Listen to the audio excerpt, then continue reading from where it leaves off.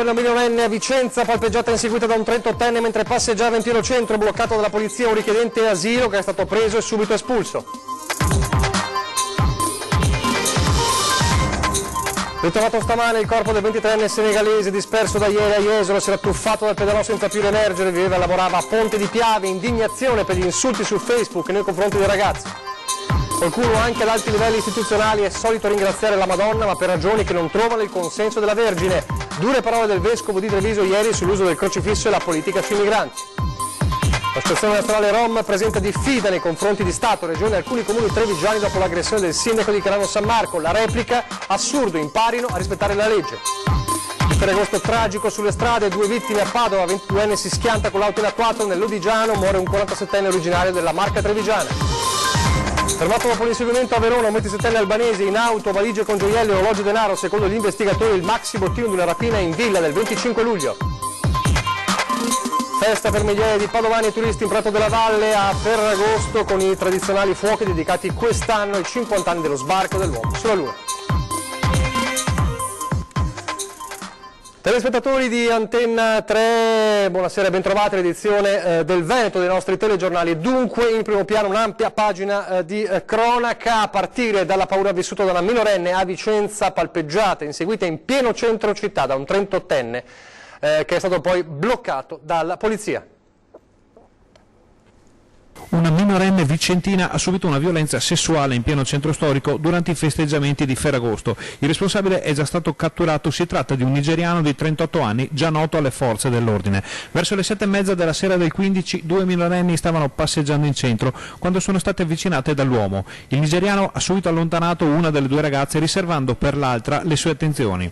Le ha detto che doveva diventare sua moglie e ha cominciato ad accarezzarle la schiena. Poi le sue mani sono scese e ha iniziato a toccarle in altre parti del corpo in modo molto pesante. La giovanissima si è irrigidita e solo l'intervento della sua amica, che l'ha trascinata via di peso, ha sbloccato una situazione che si stava facendo davvero insostenibile. Le ragazze sono scappate verso Piazza dei Signori, dove era in corso la festa serale di Ferragosto, e qui hanno chiamato le forze dell'ordine. Sul posto sono accorsi gli agenti del volante della questura vicentina, che hanno trovato il molestatore intento a ballare come se niente fosse. Il 38enne è stato portato in questura e denunciato per violenza sessuale aggravata, ma dovrà rispondere anche di resistenza a pubblico ufficiale per il suo atteggiamento durante lo svolgimento delle pratiche di rito. Su di lui, richiedente protezione internazionale già noto per gravi reati commessi a Verona, gravava un provvedimento di espulsione che è stato immediatamente reso operativo. Il 38enne si è rifiutato di fornire spiegazioni sul suo gesto e ha addirittura sputato sui documenti che il personale della questura gli aveva sottoposto per la firma. Pare inoltre che l'uomo abbia molestato anche un'altra donna durante la serata, ma su questo dettaglio gli inquirenti non hanno ancora ottenuto conferme. E adesso invece la fine purtroppo delle ricerche stamane a Jesolo del 23enne senegalese residente nel Trevigiano, che ieri si era tuffato dal pedalò a Jesolo e non era più riemerso.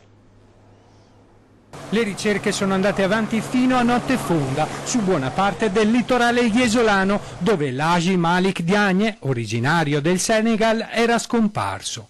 L'acqua, molto torbida, fin da subito aveva reso molto difficili le ricerche del corpo. Solo questa mattina, intorno alle 9, il giovane operaio di soli 23 anni è stato trovato dalla guardia costiera a una 60 di metri dal punto in cui era scomparso, all'altezza di Piazza Drago, non lontano dalla torretta 17. Comandante, le ricerche sono state difficoltose? Sono state più difficoltose dello standard perché venivamo da 2 giorni di borra intensa, per cui il fondale era estremamente torbido, impossibile guardare a più di 10 centimetri dal naso. Doveva essere un pomeriggio dedicato al divertimento e alla spensieratezza, un giovedì pomeriggio passato a Jesolo per festeggiare il Ferragosto. Malik e i suoi amici avevano noleggiato dei pedalò. Malik era salito in questo, il numero 6. I ragazzi si erano spinti al largo per giocare e fare tuffi. Qualcuno di loro aveva indossato il giubbino galleggiante. Malik invece non lo aveva perché sapeva nuotare. Dopo un tuffo però il 23enne non è più tornato a galla. Praticamente erano in 3 barche, erano 12-13 di loro praticamente, e stavano giocando qui, chiamavano aiuto e loro cui siamo giunti addosso, qui erano tutti in piedi, in poche parole del coro, che guardavano il ragazzo che stava nell'area. Forse dico io, una mia, ha battuto la testa, insomma, e dopo si è sentito mancare. Andando su con l'acqua torbida non si vedeva niente proprio e non è più venuto su. Per gli amici tentare di salvare Malik, sprofondato nelle acque torbide, era impossibile, perché non sapevano nuotare e non potevano immergersi con i galleggianti. Ho visto queste facce terrorizzate di questi ragazzi che gridavano aiuto, andate, stanno annegando. Cosa abbiamo fatto? Io ho preso e sono andato in acqua, sono arrivato fino a un certo punto, ma era così sporca, nera che non si vedeva niente. Eladi Malik Diagne era residente a Ceggia, ma domiciliato con la famiglia a Ponte di Piave, dove lavorava con un contratto a tempo indeterminato come operaio in un'azienda metalmeccanica. Spetterà ora al magistrato decidere se effettuare nelle prossime ore l'autopsia sul corpo del giovane per capire quali siano state le esatte cause di questa tragedia.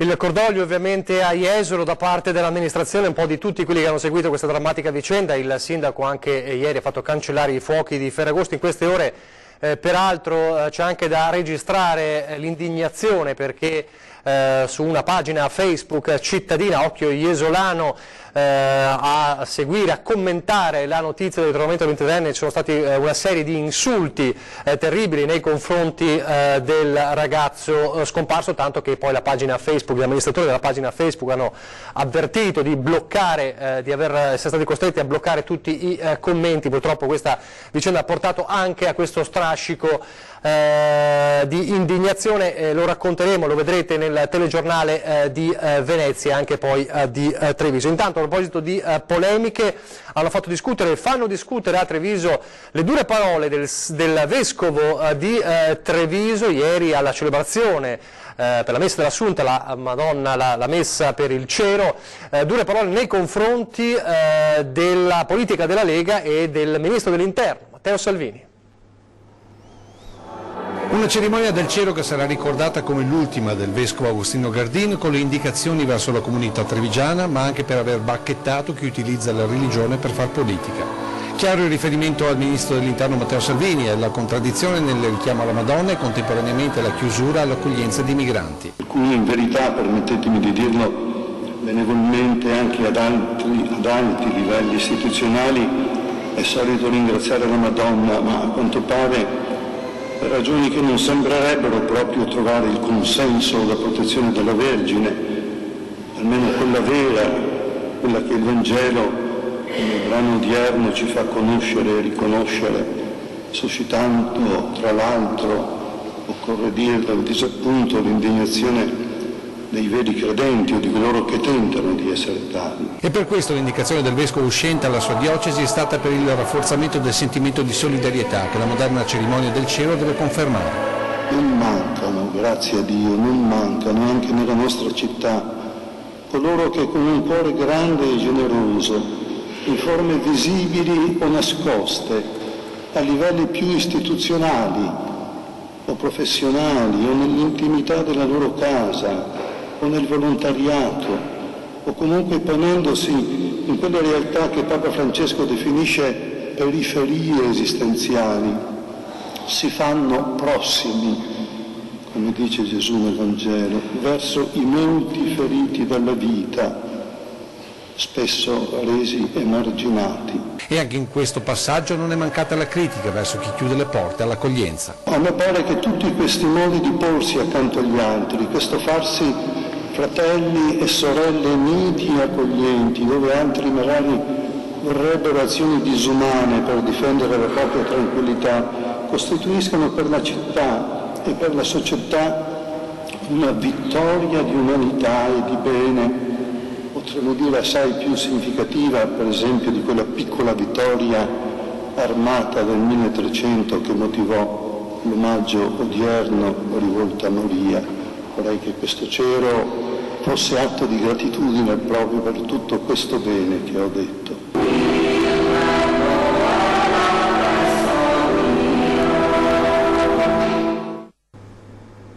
Immediate evidentemente le reazioni, molte sui social, con attacchi anche pesanti, controattacchi anche pesanti alla figura del Vescovo, e poi c'è la reazione degli esponenti della Lega cittadina. Riccardo Barbesan, lei c'era ieri all'omelia, alla cerimonia del cero, il suo commento alle parole del Vescovo Gardini. Sì, ho ascoltato con grande interesse le parole di Sua Eccellenza Reverendissima. Devo solo dire che dal momento in cui ci troviamo il capo della cristianità, il Papa, che ogni giorno parla, anche giustamente, di temi come l'ambiente, il lavoro, l'immigrazione, non possiamo poi lamentarci se qualche politico ogni tanto invoca la Madonna o parla di religione. Se la Chiesa fa politica, allora la politica può parlare di religione. Chiara la risposta della Lega, chiamata in causa ieri dal Vescovo di Treviso. Del resto da tempo ci si divide sull'utilizzo del rosario e i richiami alla Madonna durante i discorsi in pubblico da parte del capo del Carroccio Matteo Salvini, al punto da dipingerlo come il diavolo che tiene in pugno uno dei simboli del cristianesimo, come è accaduto per il murale subito cancellato lungo la Restera. Ma anche per il rosario esibito nei comizi la Lega ha una risposta chiara. Io credo invece che politicamente sia un gesto molto forte fatto da Salvini in un momento in cui in Italia praticamente queste cose non vengono più portate avanti, anzi sono quasi combattute. Quindi io credo che questo sia un segnale, anche questo politico, proprio per essere presenti con la nostra storia, la nostra cultura e quindi la nostra religione. Quindi non esibizione ma stimolo per una sorta di riscoperta di simboli che la modernità tende a dimenticare. Sicuramente una sollecitazione non indifferente da parte della politica alla Chiesa, politica che sul concreto, ovvero sull'aberrazione dell'accoglienza negata, ribatte così. Non è una questione di accoglienza, perché bisogna vedere chi si accoglie e bisogna vedere come si accoglie. La nostra cultura è una cultura comunque di accoglienza, ma dove l'ospite deve anche rendersi conto di essere ospite e non di essere praticamente il padrone della situazione, di poter fare o permettersi di fare tutto ciò che vuole. Tema più che mai aperto e con visioni decisamente differenti sia tra cittadini, come dimostrano i centinaia di post polemici legati all'omelia di Ferragosto, che tra la Chiesa e la Lega, che sull'intera discussione vuole mettere un punto fermo. Se i politici non possono parlare di religione, allora i religiosi non possono parlare di politica. Ancora nel Trevigiano, ancora le polemiche, questa volta l'Associazione Nazionale Rom che manda una diffida a Stato, Regione e anche alcuni comuni trevigiani.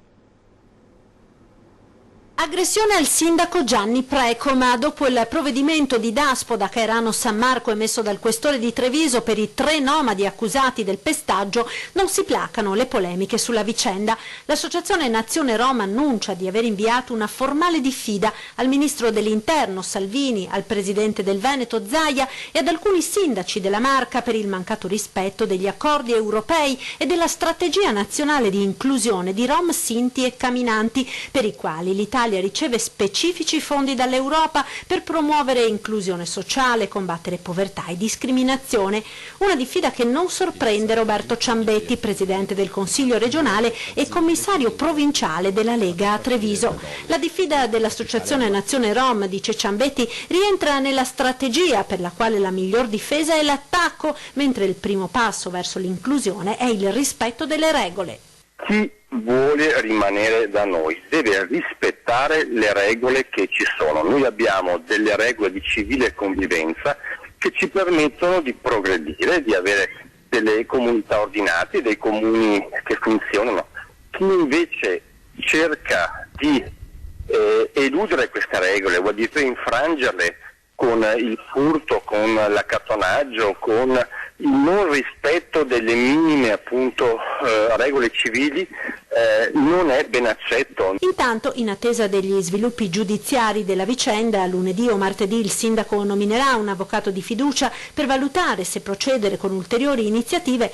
L'area di Caerano, dove i nomadi stazionavano abusivamente, è stata ripulita da personale del comune.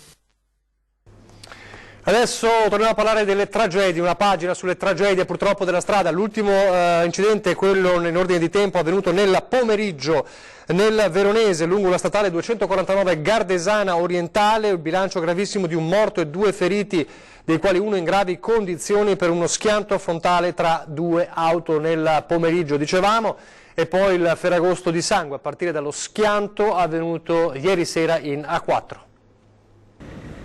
22 anni aveva Ania, una ragazza bella come il sole. Così la descrivono i suoi amici che oggi purtroppo la piangono. La scorsa notte la giovane donna che viveva a Meolo in provincia di Venezia è sbalzata fuori dall'auto dove viaggiava assieme ad un amico dopo un pauroso incidente avvenuto tra i caselli di Padova Ovest e Padova Est in direzione della città lagunare. Per la povera Ania Anastasia Martelo di origine ucraina non c'è stato nulla da fare per le gravi ferite riportate. Il SUEM, accorso immediatamente sul posto, non ha potuto far altro che constatarne il decesso. La cronaca di una giornata che doveva finire con un Ferragosto trascorso in compagnia viene funestato dall'orribile strazio cui hanno dovuto assistere chi si è fermato dopo l'incidente. La dinamica secondo i rilievi della polizia stradale, coinvolte 2 auto, una Hyundai dove viaggiavano i 2 giovani e una Ford con a bordo un uomo di Saonara. Secondo la descrizione della stradale il tamponamento sarebbe avvenuto intorno alle 22:30. La Hyundai con all'interno i 2 ragazzi avrebbe tamponato l'altra utilitaria innescando uno schianto di tale violenza da ribaltarsi, sbalzando la 22enne fuori dall'abitacolo. Ferito ma fuori pericolo l'amico alla guida, anche lui di 22 anni, di nazionalità italiana e residente nel veneziano. Illeso invece il conducente della Ford. Il recupero dei mezzi ha richiesto la completa chiusura della careggiata per circa 2 ore per consentire ai pompieri di mettere in sicurezza l'area. E sempre ieri Ferragosto un motociclista di 47 anni di Altivole, Paolo Andreazzi, originario di Altivole, ha perso la vita in un incidente a Massalengo nel Lodigiano. Era in sella alla sua moto quando nell'affrontare una rotatoria ha perso il controllo del mezzo andando a schiantarsi sulla aiuola spartitraffico, sbalzato al suolo. Non c'è stato nulla da fare, è morto nonostante i tentativi sanitari di rianimarlo. Un'altra tragedia di Ferragosto, questa volta legata però al paracadutismo, la tragedia di una donna di 30 anni svedese che è morta dopo essersi lanciata con il paracadute da una parte rocciosa sopra Riva del Garda, era assieme al marito, mentre il paracadute dell'uomo si è regolarmente aperto, quello della moglie no, provocando l'impatto prima contro le rocce della montagna poi al suolo. 200 metri più sotto i coniugi erano appassionati di base jumping, uno sport estremo che consiste nel lanciarsi nel vuoto da varie superfici e atterrare mediante appunto il paracadute, una passione che si è rivelata evidentemente fatale per la donna. Ancora la cronaca per la paura, questa volta siamo nel pomeriggio, si è temuto il peggio per una caduta di sassi sulla 203 a Gordina.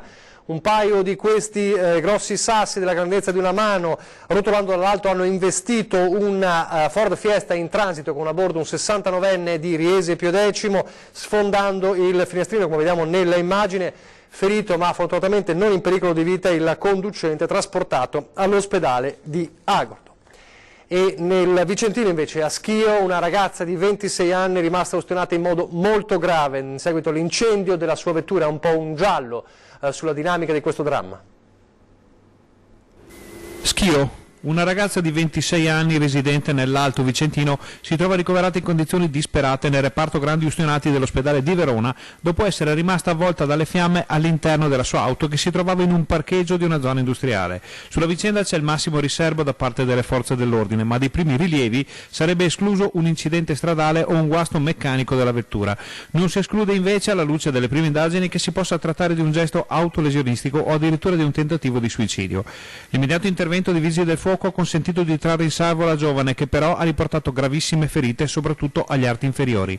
La 26enne è stata trasportata in ambulanza all'ospedale di Sant'Orso e da qui in elicottero a Verona. Ancora la cronaca, un bambino di 1 anno è caduto dal primo piano di una casa in contrada Furlani nei pressi di Giazza, nel territorio del comune di Selva di Progno. Siamo in provincia di Verona, fortunatamente non è in pericolo di vita, il piccolo è stato trasportato con l'elicottero di Verona Emergenza all'ospedale di Borgo Trento. Ancora da chiarire le cause della caduta al vaglio dei Carabinieri. E sempre da Verona un 27enne albanese è bloccato con molta refurtiva in auto, si sospetta sia la refurtiva di una rapina in villa. Fermato con il maxi bottino, secondo gli investigatori frutto di quella notte di terrore che aveva scosso la comunità. La notte nella quale l'avvocato Giovanni Girardi e la moglie Rita erano stati legati e imbavagliati sotto la minaccia dei coltelli nella loro casa a Verona, in balia dei banditi. Arrestato un 27enne albanese dopo aver tentato di fuggire speronando le auto delle forze dell'ordine che lo stavano seguendo da tempo. Indagine congiunta, quella della questura dei carabinieri di Villafranca, dopo il colpo in villa che il 25 luglio scorso aveva fruttato alla banda oltre 200.000 euro tra gioielli, orologi e denaro contante. lasciando marito e moglie sotto shock. Parte della refurtiva è stata recuperata dagli investigatori che hanno bloccato l'uomo al casello di Verona Est mentre si apprestava a lasciare l'Italia su un'auto intestata a un connazionale residente in Trentino Alto Adige, risultato estraneo ai fatti. Il giovane ha cercato di fuggire tamponando e speronando le auto di polizia e carabinieri che lo stavano pedinando da alcuni giorni dopo aver individuato un nascondiglio nel quale erano state recuperate torce, fascette, guanti e cappucci utilizzati verosimilmente per compiere una rapina. Il 27enne aveva con sé uno zaino zeppo di monili, oltre a 5.000 euro in contanti e nell'auto valigie con altra refurtiva, decine di anelli, bracciali, orecchini per un totale di 2 kg d'oro, oltre a costosi orologi di lusso. I preziosi sono provento anche di altri colpi e per questo gli investigatori hanno rivolto un appello a chi avesse subito furti o rapine in queste ultime settimane. Adesso pochissimi istanti di pubblicità.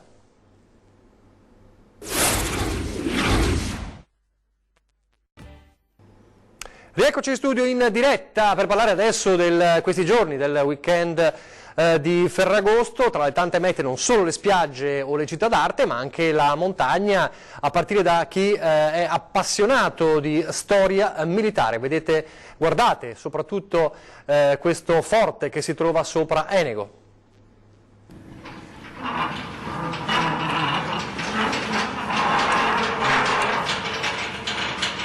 Il cucchiaio portava i proiettili da 35 kg alla cupola corazzata, da qui il forte Lisser che Emilio Lussu chiamava il leone dell'altopiano, all'inizio della Grande Guerra, dominava l'accesso alla Valsugana e uno dei panorami più suggestivi delle Prealpi, ovviamente per motivazioni per nulla turistiche. Mi trovo all'interno della porta corazzata e retrattile del leone dell'altopiano e vedete proprio da questo io riesco a controllare dove la cupola si deve dirigere e dove la mitragliatrice dovrà battere il proprio territorio e incrociare appunto il nemico che sta salendo. Il forte fu una delle opere ingegneristiche italiane principali della Prima Guerra Mondiale e il suo recupero è indubbiamente una delle migliori operazioni fatte sul territorio.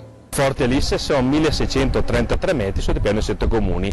Veniva chiamato l'Unione dell'Altopiano dal libro di Emilio Lussu, Un anno sull'altopiano, costruito negli anni 1911-14 con funzioni prettamente difensive. Andiamo con la punta massima, cima 12 a Farrozzo, 2336 metri, l'Ortigara, famosa per la battaglia del 10-25 giugno 1917, Forte Verena in fondo là, che è il dominatore degli altopiani, da dove partì il primo colpo di cannone alle 3:55 del 24 maggio 1915.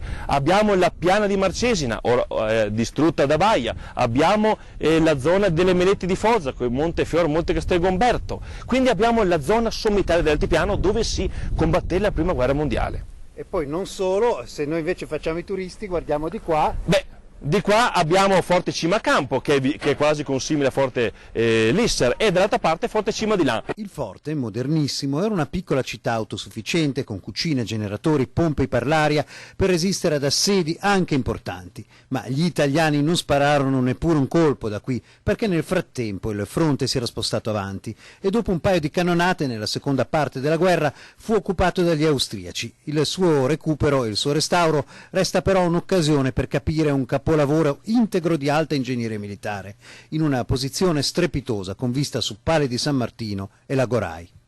Ma le sorprese sono sottoterra, dove la temperatura è dei 6 gradi. Qui siamo all'interno della polveriera, sotto 12 metri, abbiamo oltrepassato il fossato di Gola. Questa è una bellezza architettonica unica di Forte Lisser, perché tutto quello che potete vedere è come 100 anni fa, nemmeno pulito i muri. Questo vi fa capire come lavoravano molto bene le maestranze dell'epoca. La polveriera era fondamentale in ogni forte italiano perché lì si confezionavano i proiettili da 149 mm che utilizzavano non il bossolo ma il cartoccio di ballistite per i 4 pezzi da 149 mm in cui era armato Forte Lisser. Il leone dell'altopiano ruggisce ancora, non più per la sua tecnologica ferocia, ma per attirare l'attenzione su un gioiello di architettura militare. E poi c'è chi in montagna, ma su un altro versante, quello bellunese, preferisce invece andare al lago di Santa Croce in questo caso. Il lago che sapore ha? Ha un sapore particolare, che è diverso dal mare, però ha sempre un bel sapore. Noi siamo qua in vacanze, siamo di passaggio in giornata, 2 o 3 ore, poi torniamo a casa. Comunque è sempre bello, sempre più bello questo lago. A Farra del Pago, il lago di Santa Croce, si conferma anche quest'anno la meta estiva preferita dai veneti per le vacanze 2019, anche se per una toccata e fuga. La tranquillità del lago batte il caos delle spiagge più blasonate del litorale adriatico. A una manciata di chilometri dall'uscita della A27, questa meraviglia della natura conosciuta in tutta Europa è un vero paradiso. Tempo splendido, una temperatura mite e si sta bene, si gode veramente. Non abbiamo fatto coda né niente, ci stiamo rilassando e la bimba è contenta e noi anche. La strada è sempre molto tranquilla e scorrevole, quindi poi si gode l'aria del lago, che è più fresca di quella della spiaggia. Siete abitué di questa zona? No, io è la prima volta che vengo. Prima volta. Prima volta, e come l'avete trovata? È abbastanza soddisfacente. Comunque, piuttosto che trovare quella coda che è interminabile di Jesolo per arrivare alla spiaggia, meglio arrivare qua e stare più tranquilli. Sulla sicurezza dei bagnanti vigilano costantemente bagnini qualificati. Abbiamo fatto qualche intervento, sì, però cose normali, ordinarie, qualcuno magari che si va un attimo al largo e non vede che è a fondo, ma per il resto a posto. A monitorare l'andamento della stagione turistica è lo yacht al Pago Cansiglio, i cui uffici sono in fase di ultimazione all'inizio del viale che porta alla spiaggia. C'è parecchio afflusso, tanti italiani comunque che vengono e soprattutto che vengono anche solo in giornata. Quindi il lago continua ad essere centro di grandissima attrazione? Sì, quello sicuramente, sì. Adesso hanno anche sistemato un po' la spiaggia, perciò è sicuramente un centro di attrazione. Chi invece è rimasto in città, ad esempio a Padova, si è goduto ieri i fuochi, 70.000 persone tra cittadini, residenti, ma poi anche i turisti per i fuochi d'artificio in Prato della Valle. Quest'anno, appunto, lo sapevamo, dedicati allo sbarco, ai 50 anni dello sbarco sulla Luna, e quindi lo spettacolo dei fuochi d'artificio in Prato della Valle che vediamo in queste immagini. È davvero tutto per questa edizione del Veneto, vi lascio adesso le previsioni del tempo, grazie per averci seguito e arrivederci.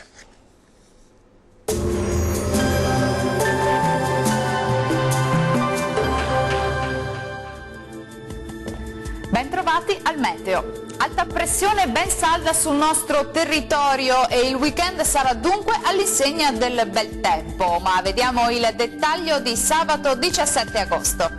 Sul Veneto avremo un ampio soleggiamento dappertutto, il cielo si presenterà al massimo con poche nubi a carattere sparso, qualche addensamento sui rilievi ma senza ulteriori conseguenze. Vediamo anche le temperature, il clima sarà caldo ma gradevole con minime comprese tra 15 e 21 gradi, valori massimi oscillanti invece tra 26 e 30 gradi circa. Ci spostiamo ora sul Friuli Venezia Giulia, dove avremo una giornata soleggiata ovunque con cielo sereno o al massimo poco nuvoloso. Anche in questo caso non sono attese precipitazioni particolarmente degne di nota. Temperature minime tra 16 e 22 gradi, le massime invece oscilleranno tra i 26 e i 27 gradi. Non cambia la situazione sul Trentino Alto Adige, sarà infatti soleggiato ovunque, il tempo si manterrà stabile per tutto l'arco della giornata. Temperature minime tra 17 e 18 gradi, massime tra 28 e 30 gradi circa. Bene, dal meteo di Antenna 3 è tutto, arrivederci!